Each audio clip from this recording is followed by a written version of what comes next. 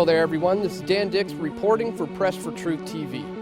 Ever since the beginning of time, in every civilization that has ever existed, there have always been the rulers of the world who want to dominate and control every aspect of everyone's lives. From the Babylonians to the Egyptians to the Romans, right on up to the 20th and 21st century, this human desire to rule like gods has continued. When Adolf Hitler made his attempt at a complete power grab, the people of the world rose up and fought back and managed to stop his efforts. Out of the ashes of the Second World War, we saw the rise of the United Nations, whose goals are to achieve world peace through unity. This has led to the formation of the World Bank, the World Health Organization, the World Food Program, and the World Court. The current global elite have been accelerating their plan by implementation through stealth, by utilizing things like the education system, Hollywood, and the mainstream media to condition the people of the world into believing that unity, to the extent of a one world government, is the only solution to our many problems. Under the guise of humanitarianism, the current elites of the world have set up global governing authorities such as Interpol, the International Criminal Police Organization, and the International Criminal Court. In fact, the ICC, along with AFRICOM, the American African Military Command, are currently positioning themselves for military intervention in the nations of Africa, all in the name of peace and security. You see, the agendas for a one-world government are advancing so much so that now global governing authorities such as the UN and NATO are calling the shots, and they are bypassing constitutional authorities in countries all over the world. Do you think that you can act without Congress to initiate a no-fly zone in Syria without congressional approval? You know, again, our goal would be to seek international permission, and we would come to the Congress and inform you and determine how best to approach this, whether or not we would want to get permission from the Congress. I think those are issues we would have to discuss as we decide what to do here. Well, I'm almost breathless about that, because what I heard you say is we're going to seek international approval, and then we'll come and tell the Congress what we might do, and we might seek congressional approval. No, well, I want to just say to you, that's a big dish. Wouldn't you agree? You've served in the Congress. Yeah. Wouldn't you agree that that's would be pretty breathtaking to the average American? So would you like to clarify that? But I've also served with Republican presidents and Democratic presidents who have always reserved the right to defend this country if necessary.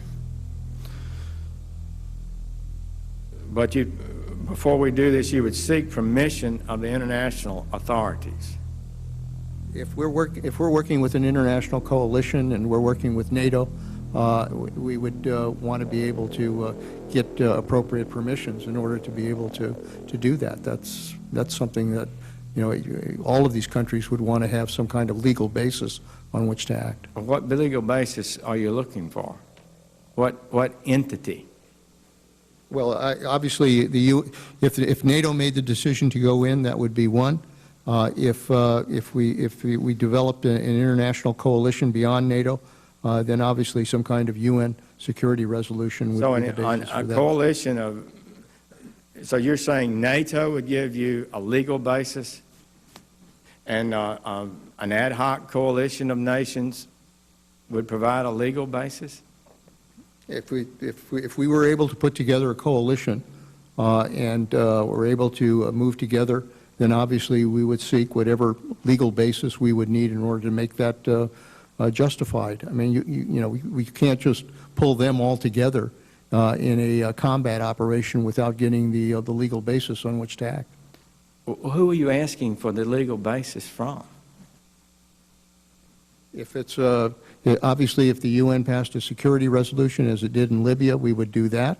If NATO came together as we did in Bosnia, we would rely on that. So, you know, we have options here if we want to build the kind of international approach to dealing with the situation. Well, I'm for having an international support, but I'm really baffled by the idea that somehow an international assembly provides a legal basis for the United States military to be deployed in combat. I don't believe it's close to being correct. They can provide no legal authority. The only legal authority that's required to deploy the United States military is the Congress and the President and the law and the Constitution. We are being led to believe that the U.S. military has intervened in countries like Afghanistan, Iraq, and Libya to bring them freedom and democracy. However, more and more people these days are beginning to see through the lies. We can see that they have their eyes set on Iran, Syria, and Sudan, as well as Uganda, the Congo, and many other nations in Africa. The completion of the European Union is just one economic crash away, and the North American Union agenda is still on the table as we speak. We are currently slipping down a very slippery slope, which is leading us towards the formation of a world police who will enforce the laws of the world government, who won't be beholden to the laws of international sovereign nations. And so if you find that you are now asking yourself, what can I do as one individual person? Well, it's important for you to know that this entire system is set up in a pyramidal structure which is destined to come crashing down one day. The only question is, what side will you have been on when it's all said and done? I know I, for one, am going to continue to expose wickedness in high places and to shed light on the deeds that are done in the dark.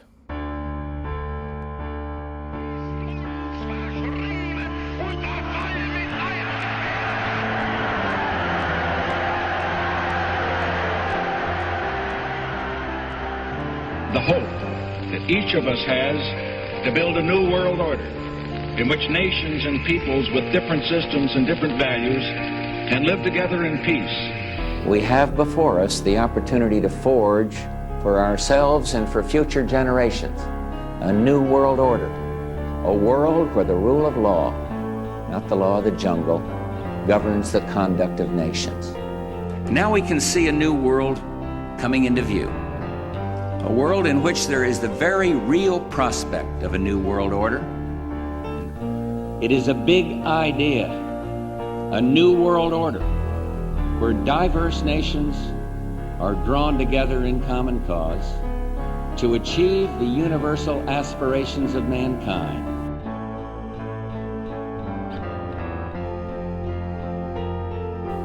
Out of these troubled times, our fifth objective, a new world order, can emerge.